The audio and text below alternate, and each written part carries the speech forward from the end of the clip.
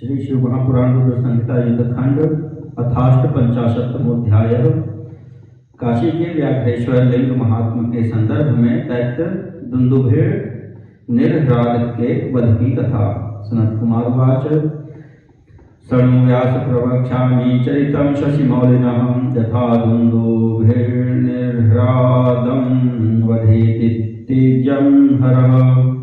हिरण्याक्षे हते दैत्ये दितिपुत्रे महाबले विष्णुदेवेन कालेन प्राप दुःखं महद्दितिः दैत्यो दुन्दुभेर्निर्ह्रादो दुष्टः प्रह्लादमातुलः सान्त्वयामास तां वाग्भिर्दुःखितां देवदुःखदः। अथ दैत्यः समायावी दितिमाश्वास्य दैत्यराट देवाः कथं सुजेयाः स्युरित्युपायं चिन्तयत्।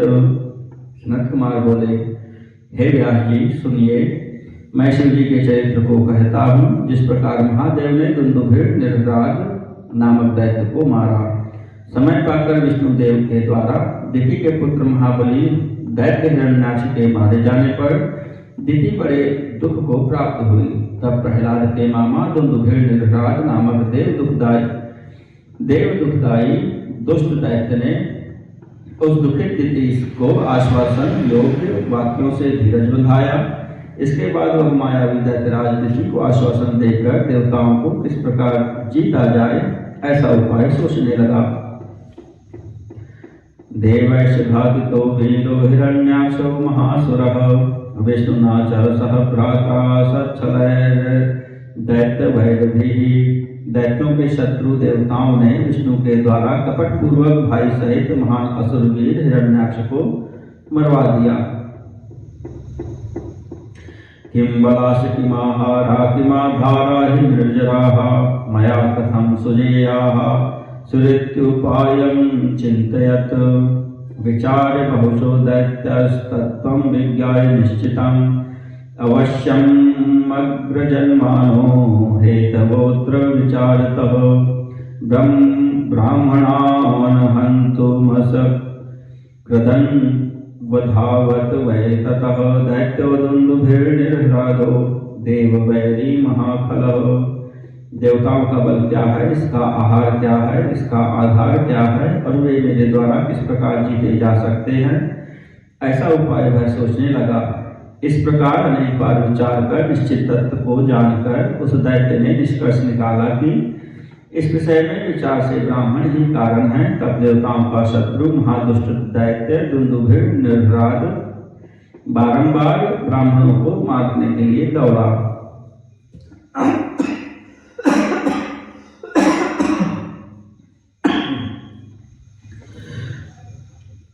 यतः क्रतो भुजो देवाः क्रतवो वेद संभवाः ते वेदा ब्राह्मणाधारास्ततो देवबलं द्विजाः निश्चितं ब्राह्मणाधाराः सर्वे वेदाः सभासभाः। गीर्वाणा महाब्राह्मणबला नात्र कार्या विचारणा ब्राह्मणा यदि नष्टाः स्युर्वेदा नष्टास्ततः स्वयं। अतस्तेषु प्रणष्टेषु विनष्टाः सततं सुराः। देवता यज्ञ के भोगी हैं, यज्ञ वेदों से उत्पन्न हैं और वेद ब्राह्मणों के आधार पर हैं, अतः ब्राह्मण ही देवताओं के बल हैं। संपूर्ण वेद तथा इंद्रादि देवता ब्राह्मणों पर आधारित और ब्राह्मणों के बल वाले हैं, यह निश्चय है, इसमें कुछ विचार नहीं करना चाहिए। यदि ब्राह्मण नष्ट हो जाएं तो वेद स्वयं नष्ट हो जाएंगे। अतः उन वेदों के नष्ट हो जाने पर देवता स्वयं भी नष्ट हो जाएंगे। यज्ञेषु नाशं गच्छत्सु हताहास्ततः सुराः निर्बलाः सुखजय्याः निर्जितेषु सुरेष्वथ। अहमेव भविष्यामि मान्यस्त्रीजगतीपतिः आहरिष्यामि देवानामक्षयाः सर्वसम्पदः।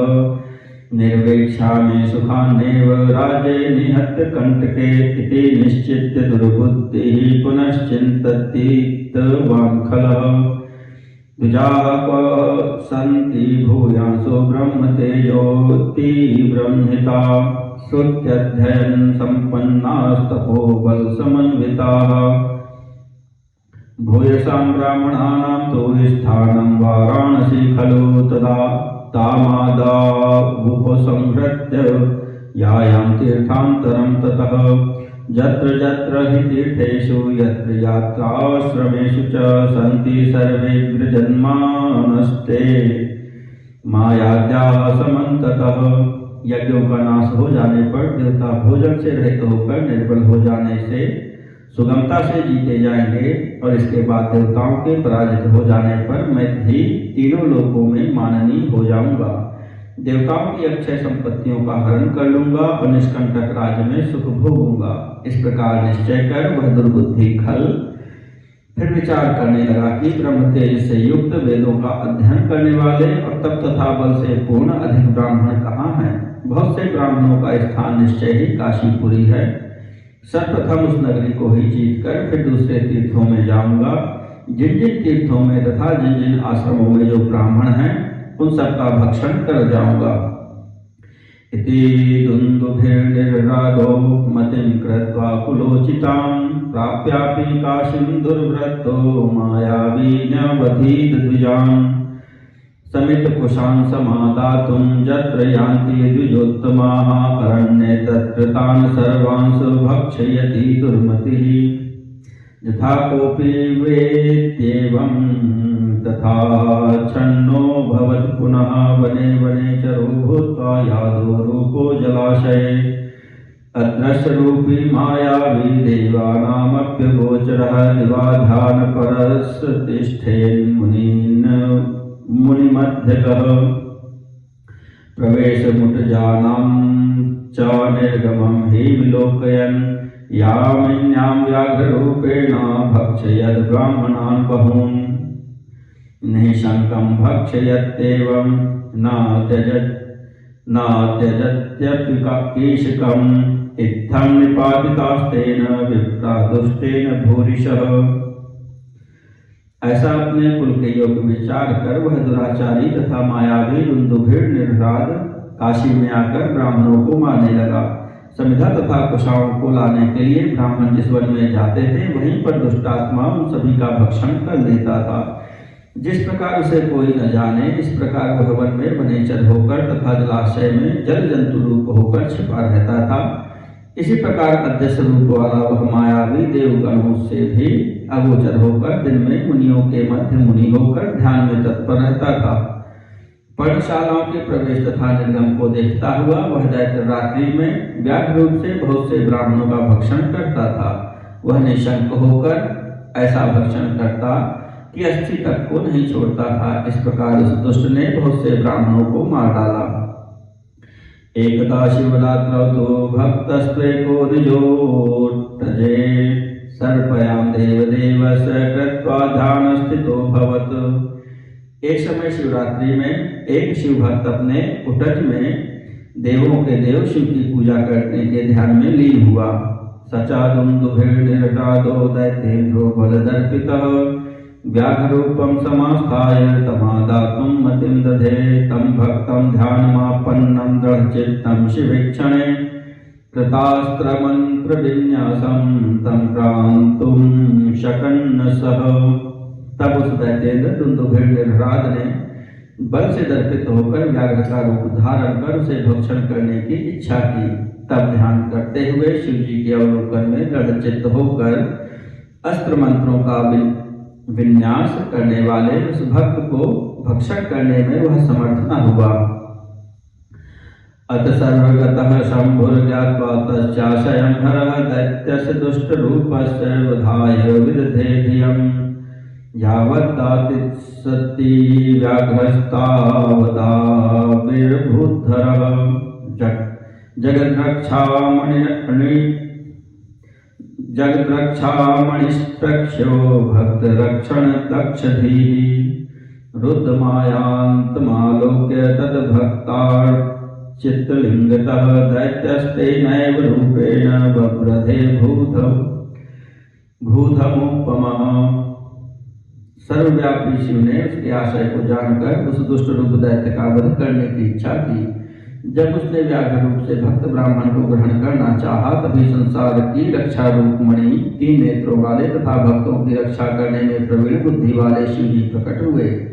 भक्त से पूजित उस लिंग से प्रकट हुए शिव जी को देखकर वह दैत्य फिर उसी रूप से पर्वत के समान हो गया। सावज्ञं मत्थ सर्वज्ञं यावत् पश्यति दानवः तावदायान्तमादाय कक्षायन्त्रेण पीडयत् पंचास्यं मुष्टया मूर्धन्यताडयत् भक्तवत्सल नामासौ वज्रादपि कठोरया। जब उसने सर्वज्ञ शिव जी को अवज्ञा सहित आया हुआ देखा, तब वह व्याघ्र रूपी दुष्ट दैत्य उनकी ओर झपटा।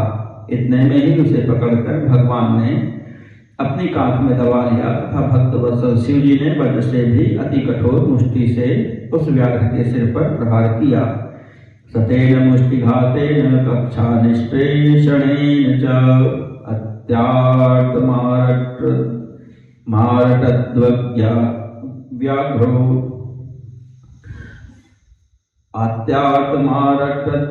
व्याघ्रो रोदसीं पूरयन् मृतः तेन नादेन महता संप्रवेपितमानसाः। तपोधना समाजग्मर्षि शब्दानुसारतः तत्रेश्वरं समालोक्य कक्षीकृतं मृगेश्वरं तुष्टुः प्रणताः सर्वे सर्वं जय जयाक्षरैः। उस मुष्टि के आघात से तथा कांख में पीछे जाने से दुखी हुआ वह व्याघ्र अति नाद से आकाश और पृथ्वी को भरता हुआ मर गया। उसके रोदन के महान नाद से व्याकुल चित्त हुए तपस्वी लोग उसके शब्द का अनुसरण करते हुए रात्रि में वहां आए। वहां मृगेश्वर सिंह को कांख में करने वाले शिव जी को देखकर वे सब नम्र हो जय जयकार करके उनकी स्तुति करने लगे। ब्राह्मणा ऊचुः त्रायतां देव प्रत्युहाद्यारुणादितः अनुग्रहं कुरुष्वेश तिष्ठात्रैव जगद्गुरो अनेनैव स्वरूपेण व्याघ्रेश इति नामतः कुरु रक्षां महादेव ज्येष्ठस्थानस्य सर्वदा अन्येभ्यो ह्युपसर्गेभ्यो रक्षणस्तीर्थवासिनः दुष्टान् पास्य गौरीश भक्तेभ्यो देहि चाभयम्। ब्राह्मण बोले, हे जगत गुरु, हे ईश्वर, कठिन उपद्रव से रक्षा कीजिए और दया करके इस स्थान में स्थित रहिए। हे महादेव, आप इसी स्वरूप से व्याघ्रेश नाम से इस ज्येष्ठ नामक स्थान की रक्षा कीजिए। हे गौरीश, दुष्टों का नाश करके हम तीर्थवासियों की अनेक प्रकार के उपद्रवों से रक्षा कीजिए और भक्तों को अभयदान दीजिए। सनत कुमार वाच इत्याकर्ण्यवचस्तेषां भक्तानां चन्द्रशेखरः तथेत्युक्त्वा पुनः प्राह स भक्तान् भक्तवत्सलः। सनत कुमार बोले, इस प्रकार अपने उन भक्तों का वचन सुनकर भक्तवत्सल शिव जी ने तथास्तु कहकर भक्तों से पुनः कहा। महेश्वर वाच यो मामनेन रूपेण रक्षति श्रद्धयात्र वै तस्योपसर्गसन्धानं पातयिष्याम्य संशयम्। महेश्वर बोले, जो मनुष्य श्रद्धा से मुझे इस रूप में यहाँ देखेगा उसके दुख को मैं अवश्य दूर करूँगा। मच्चरित्रमिदं श्रुत्वा स्मृत्वा लिंगमिदं हृदि संग्रामे प्रविशं मर्त्यो जयमाप्नोत्य संशयम्। एतस्मिन्नन्तरे देवाः समाजग्मुः सभासवाः जयति शब्दं कुर्वन्तो महोत्सव पुरःसरम्। मेरे इस चरित्र को सुनकर तथा मेरे इस लिंग का अपने हृदय में स्मरण करके युद्ध में प्रवेश करने वाला मनुष्य निसंदेह विजय को प्राप्त करेगा। इसी अवसर पर इंद्रादि समस्त देवता उत्सव पूर्वक जय जयकार करते हुए वहां आए। प्रणम्य शंकरं प्रेम्णा सर्वेषां जलयः सुराः नतस्कन्धाः सुवाग्भिस्ते तुष्टुर्भक्तवत्सलम्। देवताओं ने अंजलि बांधकर कंधा झुकाकर प्रेम से शिव जी के को प्रणाम कर मधुर वाणी से भक्तवत्सल महादेव की स्तुति की।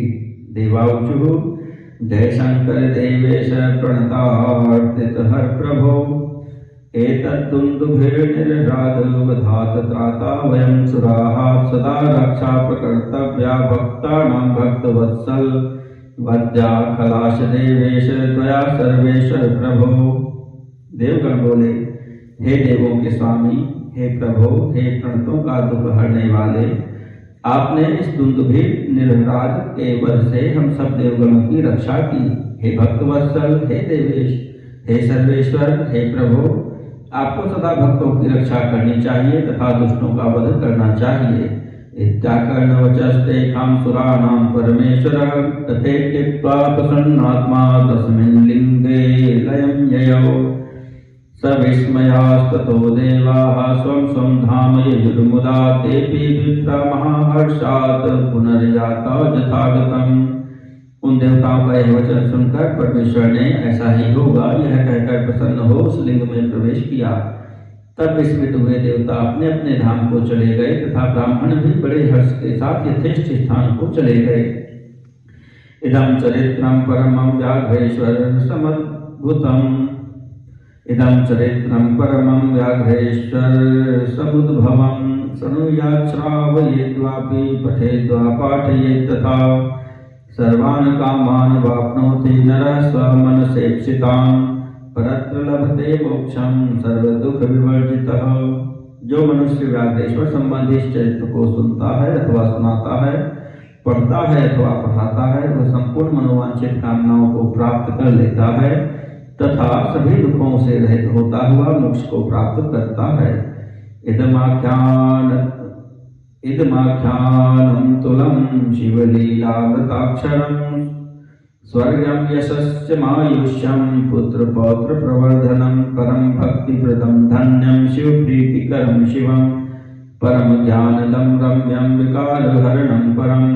यह अनुपम शिवलीला के अमृताक्षर वाला इतिहास स्वर्गदायक कीर्ति को बढ़ाने वाला, पुत्र पौत्र को बढ़ाने वाला, अतिशय भक्ति को देने वाला, धन्य शिव जी की प्रीति को देने वाला, कल्याणकारी, मनोहर, परम ज्ञान को देने वाला और अनेक प्रकार के विकारों को दूर करने वाला है। इति श्री शिव महापुराणे द्वितीयायां संहितायां पंचमे युद्धखंडे दुन्दुभिर्निरराद दैत्यवधवर्णनं नाम 58तमोऽध्यायः।